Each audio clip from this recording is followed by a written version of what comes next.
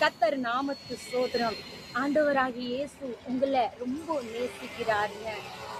பாருங்க, தாவீது ராஜா ஐயா சொல்லுகிறாரு, சங்கீதம் 34வது அதிகாரம் 1ஆம் வசனத்துல, கத்தரை நான் எக்காலத்திலும் சோத்தரிப்பேன், அவர் துதி என் வாயில எப்போதும் இருக்கும் என்று. பாருங்க, தாவீது ராஜாவும் நீங்க அந்த வசனத்தை படிச்சு பார்த்தீங்கன்னா எவ்வளோ கஷ்டங்கள். ஒரு வசனத்துல சொல்லுகிறார் தாவீது ராஜா ஐயா, நான் படுக்கையில என் கண்ணீரை என் படுக்கையை நனைத்தேன் என்று சொல்லுகிறது. அப்படிப்பட்ட சூழ்நிலையில கூட தேவனை அவர் துதித்து கொண்டே இருந்தார். ஒரு நாளும் தேவனை விட்டு விலகவில்லைங்க. அதே போலதான் நம்மளும் இருக்கணுங்க. என்ன வந்தாலும் எது வந்தாலும் என் தேவன் செய்யற வல்லமை உள்ளவர்.